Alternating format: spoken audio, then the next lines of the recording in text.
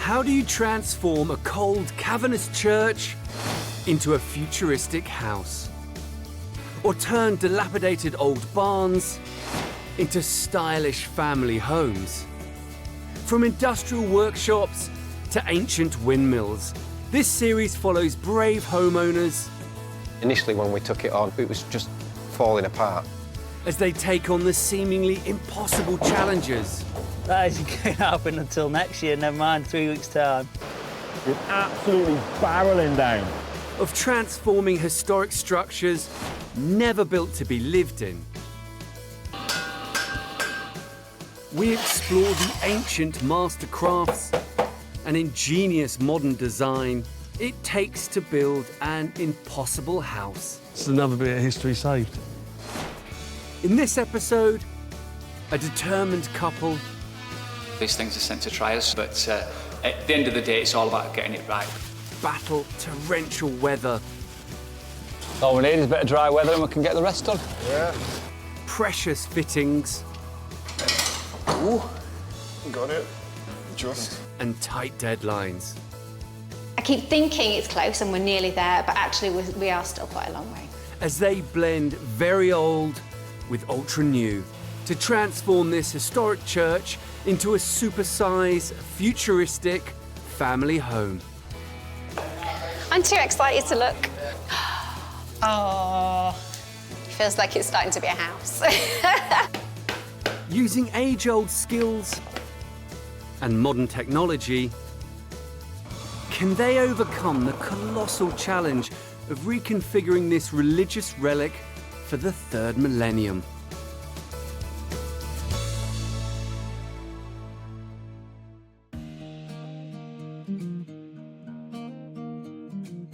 Kimberly and Jerry Coates live on the edge of West Yorkshire. The couple is used to seeing ambitious building projects come to life. These were probably boarding at lower level. Jerry, a joiner by trade, runs his own construction company. I've done renovation work before on churches and schools and stuff like that, where we've bought them from dilapidated estate and turned them into flats, houses. Kimberly's got an eye for interiors. It's more of a design aesthetic thing for me. The things that make it livable and comfortable and look nice. Now it's time for them to join forces and put their passions into their own project to create a dream home for themselves. They plan to reconfigure this early 1900s church in the historic heart of Aberford. Aberford Methodist Church was completed in 1912 and designed by local architect Henry Ascough Chapman. It was a place of worship for 100 years before standing unoccupied from 2014. I'd been trawling houses for sale in this village for 2 years, and then when this came along, I saw it, rang Jerry and thought, this is definitely for us. And he came the same day and put an offer in there and then, so it was a really quick decision that this was the right property. We just knew. This rundown building was never designed to be lived in, but together they have plans to turn it into a state-of-the-art 21st century pad. I could see potential, but obviously it's actually turning that potential into something. And you don't get the vastness of the actual project until you actually get in and have a look at the size of it. And you think, wow, that'd be great to turn into a family home. They've sold their 5-bedroom house to help fund the build. Jerry's 3 sons have left home. So now Kimberly, Jerry and Kimberly's 2 teenage daughters are living in this 2-bed, 1-bath bungalow until the church is resurrected. It's cramped. It's an awful lot smaller than our other house, and sharing a bathroom is not something I want to do for very long. The reconfigured church will be 609 square metres. That's almost 7 times the size of the bungalow. And with plans for 5 ensuite bedrooms, there'll be no more queuing for the bathroom. Kimberly and Jerry want to knock down 2 extensions, but keep the main shell of the church. Its ground floor will be an open-plan lounge and cinema area. and above it, a floating mezzanine pod with the master suite. Around the church, they want to build a modern extension with a large kitchen, diner and living space on the ground floor. A bespoke floating staircase will lead to the first floor and 4 more ensuite double bedrooms. A flat roof with solar panels and a 2-car garage complete the transformation from tired old church into a bright 21st century smart home.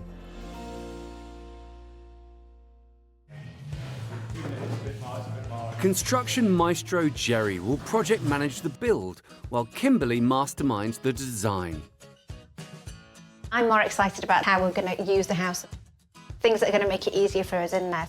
Things like I want a laundry chute where it all just goes straight into the utility room so that I don't have to carry armfuls of laundry downstairs every 5 seconds. I really want it to be modern inside with a nod to the history of the house. We want to keep its character and try to maintain as much of the church features as we possibly can. We plan on making it a smart home so that we can use laptop type thing to turn off all the lights and the alarms. This is a project that is going to take some running and doing, but it's a challenge, and we like a challenge. Kimberly and Jerry have got a healthy budget to turn their plans into reality. We bought it for $550. We're expecting to spend around $650, $7, we'll see. They're anticipating this mammoth project will take around a year. Jerry's project manager, and the first job, knock down the old to make way for the new. The team needs to demolish the extensions and dig out the floor inside the church. They must then erect a steel frame to support the floating pod and pour over 8 tons of concrete into the pit to create the floor.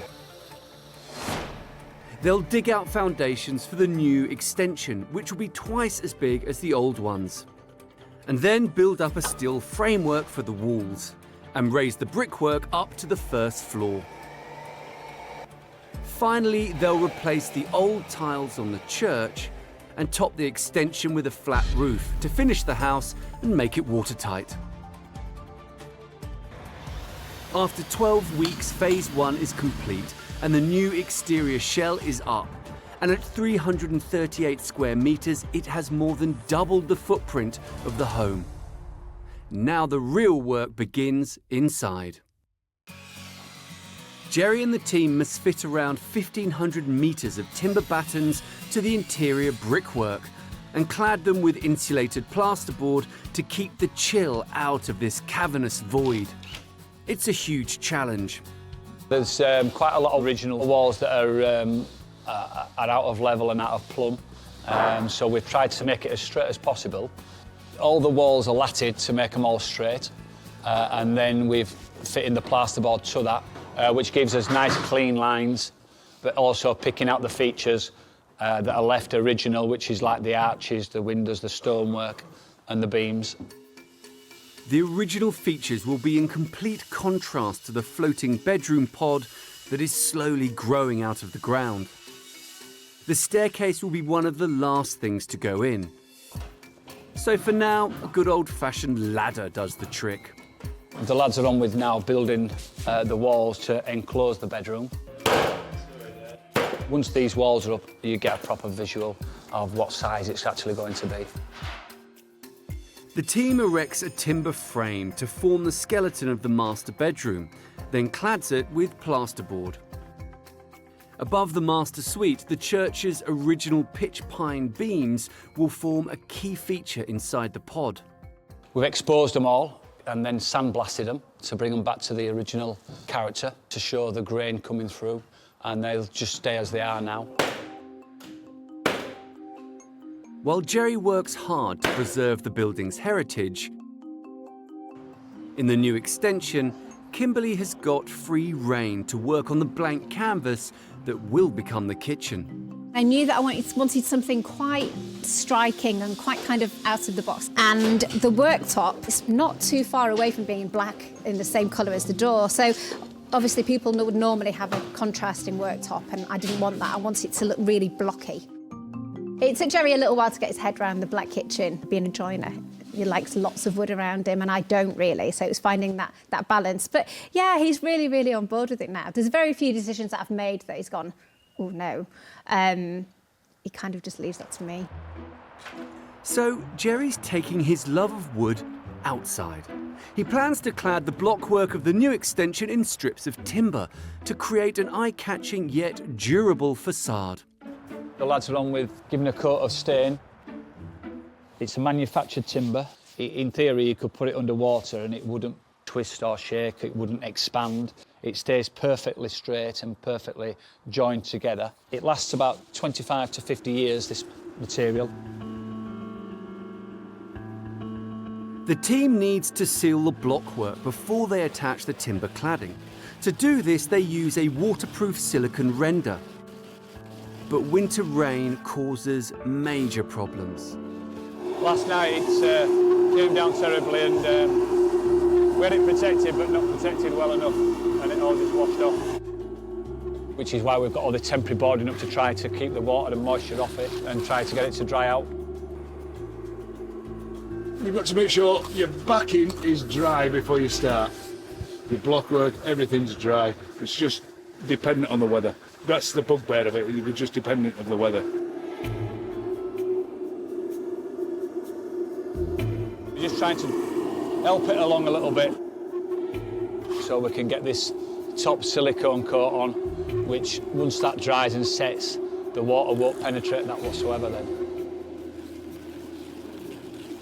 Yeah, that's come up fantastic, hasn't it? All we need is a bit of dry weather and we can get the rest done. Yeah.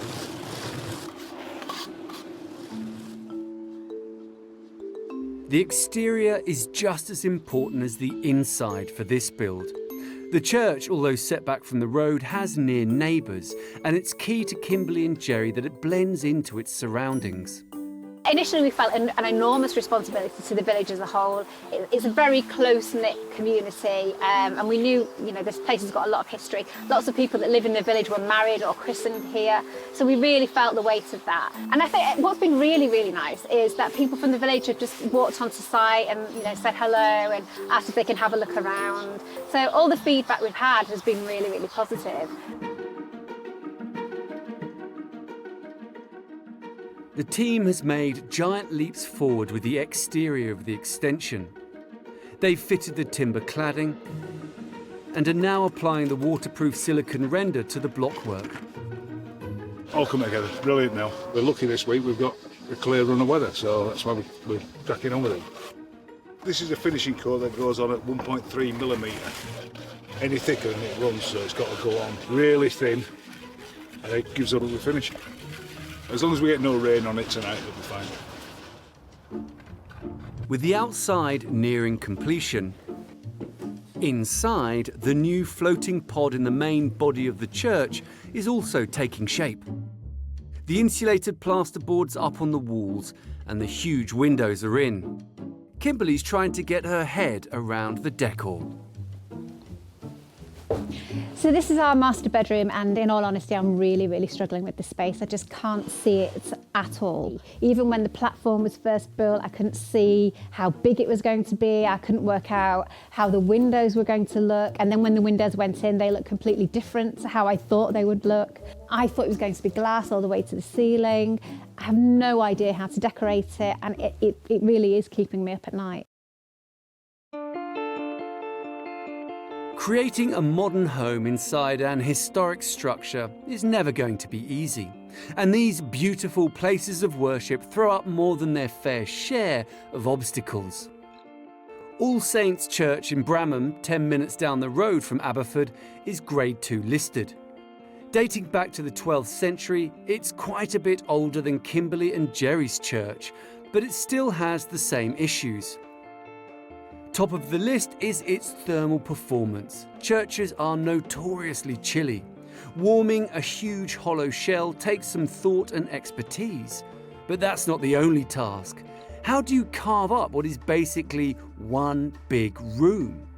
For a home, you need to think about different rooms, different sizes for different purposes. And maybe that's the biggest challenge. How do you convert a church but keep its soul?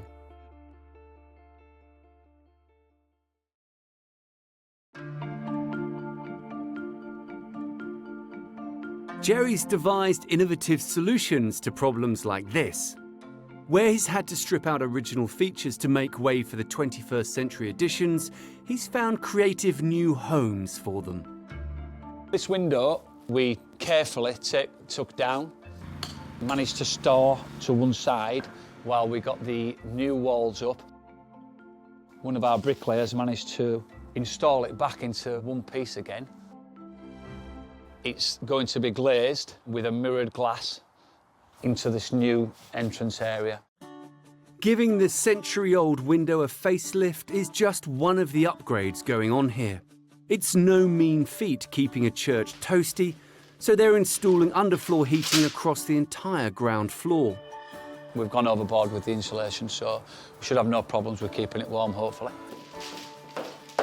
They've laid down special insulation boards onto the concrete floor. These have tracks on top for 2,000 metres of plastic piping to clip into. Pumps channel hot water through the pipes to heat the property. This modern way of warming the 107-year-old structure is one of many innovative techniques being used to transform this vast cold shell into a comfortable family home. It's going to become a smart home where everything is worked off like an iPad type computer, so a lot of wiring involved in setting all that up. They're installing more than 7 miles of cables into this home. The family want to control anything electrical in the house remotely, like turning on the TVs and the home music system, turning on the heating, or lighting up the fireplace. To make this possible, the builders must lay 7 miles of cabling for power, lights and data inside the walls and ceilings, without damaging the original features of the church. Finally, they have to link all the cabling together into a central hub in the kitchen's pantry, so the family can control their clever home at the touch of a button. We have to colour code every single cable in the building. If not, we would not have a clue what cable did what, basically. Chief Electrician Ash Bowker is responsible for making sure each cable is in the correct place. There's no room for error. We'd have major problems if we didn't get a cable in on there. We've got to make sure everything's in. There's no going back at all. Once it's plastered, it's plastered. Where you hide the cables as well, you know. You've got to think about keeping the look of the old building. It's just not an easy place to work in an old building like a church, really. But the smart technology will help shine a light on the building's original beauty. Well, Jerry wanted to light up all the old features. With the new smart system, we've got the ground lights that shine up onto the existing trusses of the building, and he wanted to light up all the old stained glass windows. So on a night, that would be a really nice feature for him. So there'll be a lot of lights going up and a lot of lights coming down, and it'll make this a real showpiece, this church area. As well as highlighting the original charm of the building, design tricks are giving character to the new additions. In the hallway, master craftsman Andy Robinson gives the walls a traditional textured finish called polished plaster before the team fits the floating staircase. The finish is an updated version of the classic Venetian plaster, where marble dust or marble chips are mixed with the plaster to create a marble-like finish. It's a slow and skilled process. We've left this to dry for the last couple of weeks. Now we're back on site to add the finishing touches. So we're going to sand it, machine polish it, and then we're going to put like a colour wash over it just to finish it off. It takes 8 coats of the lime-based plaster, applied over 8 days, to perfect the uneven finish of the hallway, designed to link the new build with the old church.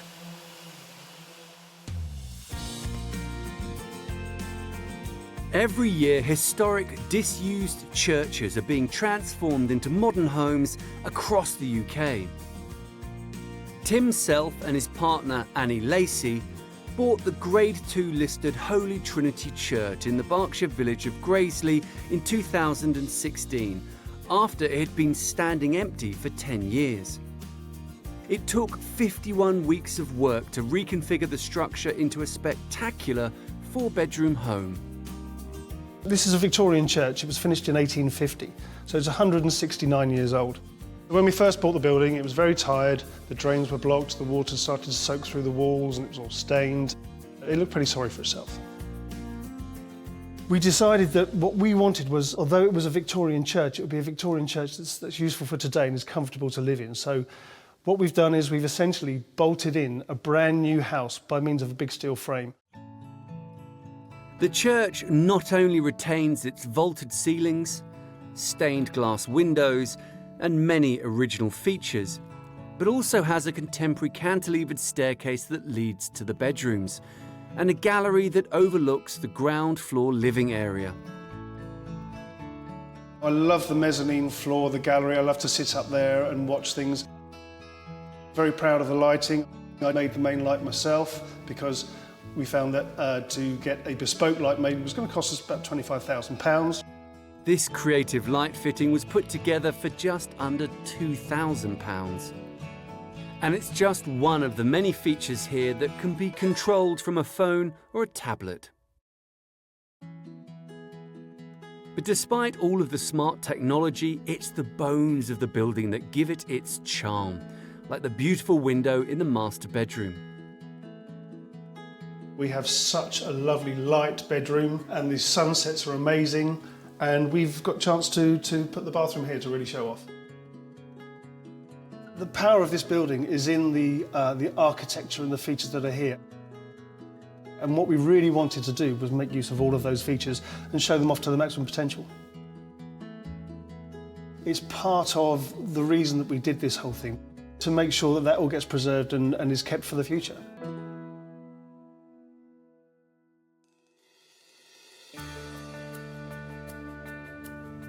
It's spring in Aberford, and Jerry's team is making good headway. Outside, they're using local Yorkshire sandstone to construct the boundary walls. Inside, the master suite in the floating pod has been painted, and plumbing and electrics are in. But with Jerry's workers often called away to work on other projects his company has taken on, things are moving slower than planned. We're hoping to get in by June, so it's quite important stages now. It's all the finishing off parts that everybody sees, so it has to be spot on. We have to make it right. It is exciting, but it's also a bit nerve-wracking. An ambitious goal with June just 2 months away, but things are moving in the right direction. In the hallway, the polished plaster wall is finished, and they're installing one of this home's most striking new features, the bespoke cantilever staircase. It was designed locally in Yorkshire and cost a pretty penny at £38,000. They secure each solid oak tread into the wall on one side. This creates the illusion that the staircase floats. Louis Zatrak is one of the team who designed the staircase. The steel construction is within the wall and the treads are bolted all the way through the wall and fixed on the other side, which is actually in the garage. This creates a problem. The garage is single-storey, but the stairway leads up to the first floor. The problem that we came across was on the other side, the garage ceiling finished, so we had to use a completely different method of fixing the upper treads. They have shorter studs, which don't go all the way through the wall because obviously you don't want these exposed on the outside. So these are just chemically fixed into the wall. They squeeze adhesive into the holes in the wall, then bolt the tread into place. This lines up nicely. The next challenge, to fit the top of the staircase on the landing. This strip of oak is called a nosing, and the glass balustrade needs to slot into it. It's a bit tricky because the finished floor isn't in place. There's an MDF floor which resembles the finished floor. But there's a problem. The temporary floor has been cut right to the edge of the landing. This leaves no room for the nosing. Jerry can't resist getting involved to cut it back. With me being on site all the time, if something's gone wrong with it, we're not quite sure about, they'll come up to me and say, what do you want to do with this? How do you want me to do this? You know, these things are sent to try us. But at the end of the day, it's all about getting it right, because I'm a bit of a perfectionist. That's why they all come up and ask me all the time.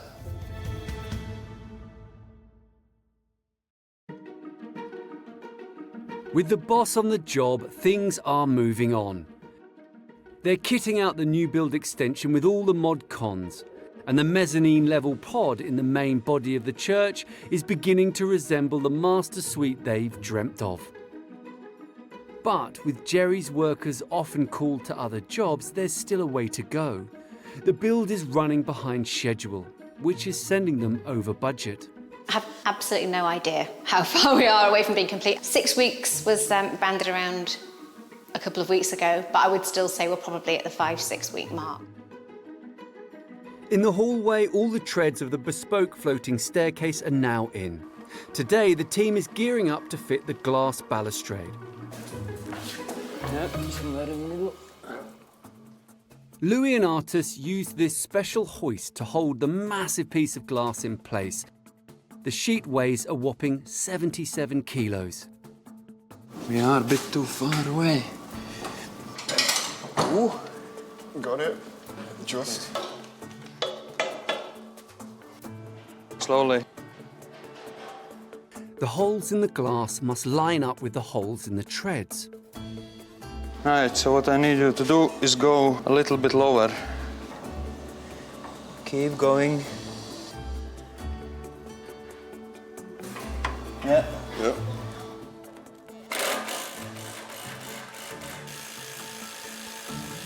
It's in. Yeah, one in. The first piece may have slid into place without a hitch, but the second section, which sits higher, will be trickier. It weighs a hefty 65 kilos, making it very difficult to maneuver. It's one knock and it's gone. I hope you got enough room on ceiling, huh? Quite close here.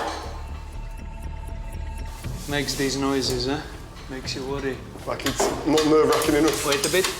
Can you go upstairs and try slide it into that slot? The glass panel must not only fit into a slot in the oak nosing, but also line up perfectly with the panel below. Keep pushing. Yeah. Keep pushing. Yep. There you go. Be close. Be close. Yeah, come on. Yep. Yeah. Perfect. Yeah. It's in. Looks great, that, doesn't it? I'm looking forward to be able to walk upstairs instead of climbing a ladder. That's going to be very novel. Brilliant. The staircase is one of the brand new features in the home, but Kimberly's keen to make use of what she's saved from the heart of the church too. I made him keep these tubes that were from the organ. They actually look quite robust, but they're not. They're really quite thin and tinny. My idea was to make some sort of wall art. That's honestly as far as I've got with the idea, but I'm determined to do something with them at some point. In the kitchen, Andy uses polished plaster again to marry new with old. He applies a special black marble finish called marmorino. This technique dates back to the Roman times, but its popularity soared 500 years ago in Venice during the Renaissance. After 3 coats of plaster, they machine polish, wax, and buff the wall to give it a distinctive gleam. Kimberly's come to see the results for the first time. I'm too excited to look.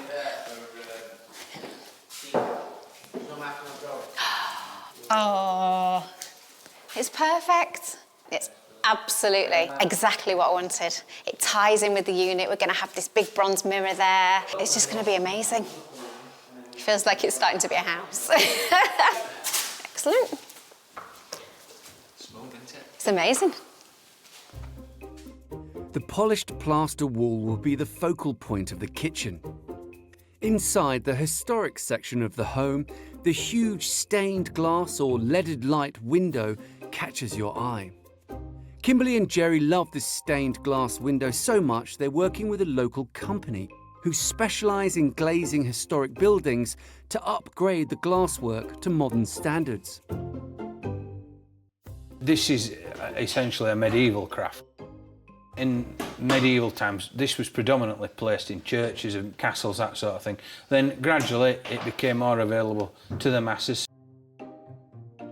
Today, most stained glass window work focuses on restoration and repairs. That's because single-glazed, leaded light windows neither keep out the cold nor meet building regulations. Dave has devised an innovative solution to this problem, which unites beauty with functionality. He encloses the stained glass between two modern panes and seals them together with a lead frame. In the case of Aberford, we can incorporate a traditionally made stained glass window within that double glaze unit, so you get all the advantages of the old technology combined with all the advantages of the new technology. LED light maker Andy is working on one of the central panels of the church's window, and although the shape will stay the same, there's room for a personal touch. This is the glass that Kimberly's chosen around the edge. We've got this is English antique glass. It's got streaks in it of colour. This is some sort of violet on clear. Andy uses horseshoe nails to hold the individual pieces of glass in place. Well, I've cut all my pieces of glass. Now I'm leading them together, and when I've finished it, everywhere a lead touches a lead will be soldered. And then I'll turn it over and solder it to the other side. It's the solder that holds the design together in a stained glass window. What Chris is doing here is soldering the panel. He's put tallow on it, which is a tallow candle. And that's a flux. It's slightly acidic. As the solder flows out, the acid goes in front of the molten metal and it's able to grip onto the lead and solder it all together. If you don't use the flux when you're soldering, the solder doesn't bond to the lead, it just falls off the lead. It'll take around 8 weeks to complete the 13 individual panes and fit them into the double-glazed units.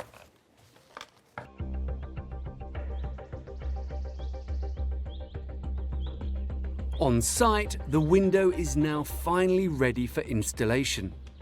The skill and craftsmanship has not only taken time, but also taken a substantial £28,000 out of the budget, but it's worth every penny to Kimberly.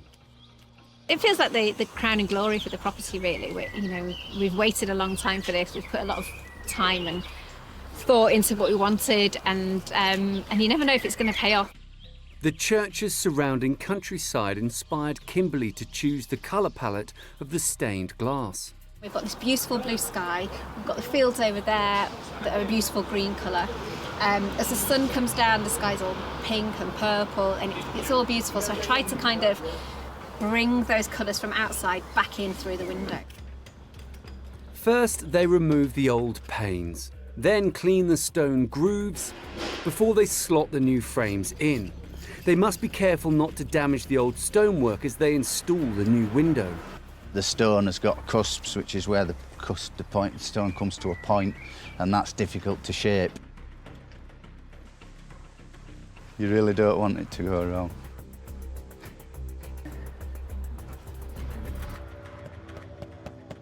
That's quite a good fit. It's always nice when it goes well.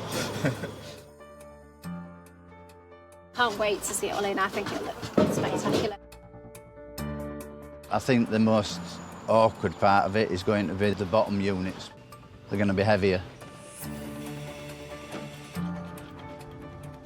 One of the larger panels won't go in. They're a little bit tall, so we're going to have to take a little bit off the bottom up. Touch wood, it's not a catastrophe. I don't think they need our assistance. No, I don't think they do. If a pane doesn't fit, they must shave the lead to size. They never touch the historic fabric of the building. It takes a team of 3 to painstakingly fit every handmade panel perfectly. We've met some fantastic people who are so passionate about what they do, and the stained glass window is the epitome of that, really. Finally, all the panes are in. I'm real pleased all the time that's been spent in workshop and every time everybody's put into it.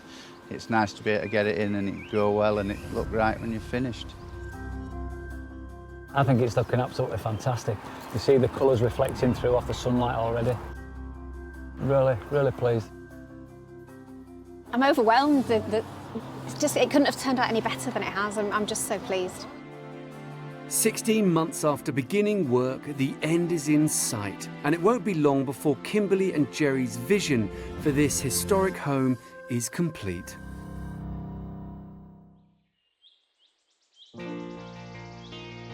It's been just over 2 years since Kimberly and Jerry bought their derelict church in West Yorkshire. Juggling business projects and their own home, along with some design alterations, means the job has gone 9 months over schedule and sent them over budget. But the extensive work has enabled them to more than double the size of this historic structure. It's just really, really homely. It's huge, but it doesn't feel too big to live in. Outside, they've cleaned and repointed the Yorkshire stone facade and added a new stone section to the right of the front door. The building from the front doesn't give that much away. Yes, you can see the church, but you can't see any of this part. And then if you're walking around the back, you can't see the church at all. So it kind of holds onto its own, and it's only when you're walking around the building that you get a true idea of what's actually here. What is here is a perfect blend of old and new. Inside, Kimberly and Jerry have created a spacious and stylish entrance hall with the rescued original window, the star of the show. The smart space connects the main body of the church to the new build. The church is something that I really wanted to maintain its character and its style and its beauty. But we also wanted to make it into a home and also build something contemporary at the side of it. The extension's home to the ultra-modern kitchen, dining and living areas all rolled into one and set out in an inverted L shape. This room particularly, I knew exactly what I wanted, and this is exactly what I wanted. Kimberly brought her vision of all black units and work surfaces to life, perfectly set off by the polished plaster wall. In the adjoining church, the up-to-the-minute theme continues in the old bones of the home, with the organ pipes now a piece of art, a reminder of the past. There's a cosy living area where the focal point is a fireplace and a high-tech cinema zone. So in here, all the lighting, television, the music is all operated on the smart system, so you can switch everything on or off or change the lighting scene. I really like everything about this room. It's a really comfortable room. It's always really calming in here. It's really, really peaceful. It's a really nice space to be in.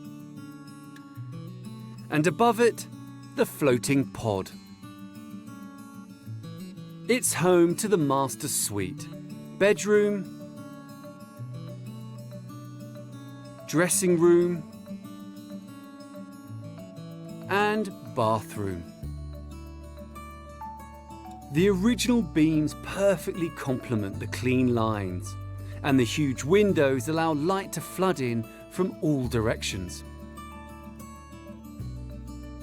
We've got the view of the church window, which was quite a big thing. We really wanted to keep that. This is one of the warmest rooms in the house. So we've got the Velux in the ceiling because I like to have the room really cold at night. So they will all open on the smart system overnight, and if it rains in the night, they'll just automatically close. At least we're not going to be roasting in here through the night. The work has taken over their lives for almost 2 years. The build itself has just exceeded my expectations. I'm so proud of Jez because he's worked so hard. Really enjoyed it. It's been absolutely brilliant. I mean, I've been working from 7 o'clock in the morning till 7 and 8 at night. This is what I enjoy, doing this type of stuff, like, you know.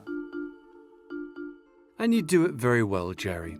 The finish here is immaculate. Everything's been thought of. And upstairs is just as impressive as down here. The striking oak and glass floating staircase leads to 4 double bedrooms, 2 belonging to teenage daughters Bronte and Beatrice. So much better than what we had in the bungalow, obviously, because I had to share a room with my sister, which is not ideal because it was so small, but it's so much more spacious and I can get on with like what I need to do in that room. It's really cool and it's like everything I need's in here, so I can literally just live in here if I needed to. I have to leave for food, but otherwise I'd literally stay in here all day. It's brilliant.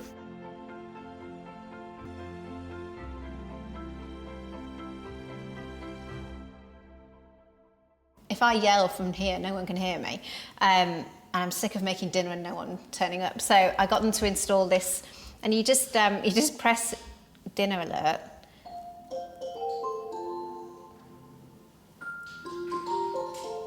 And it mutes all the televisions in the entire house and plays in every room. And if we don't come down straight away, it goes off again.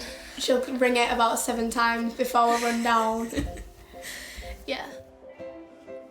But the girls are enjoying some of the clever features in their new home. Like the laundry chute that goes straight from the first floor to the utility room. It's so much easier. It's so much easier. Instead of running down with these massive laundry baskets, then you can just walk to the end of the hall and do it. And even though it's putting things in the laundry basket, it's very exciting. So life has changed considerably for everyone since moving out of the bungalow and into the church. It has been a challenge from start to finish, you know, but I do feel as though it's fantastic, actually. I'm really, really pleased with how it's turned out. And it couldn't be more different from 2 years spent sharing one bathroom.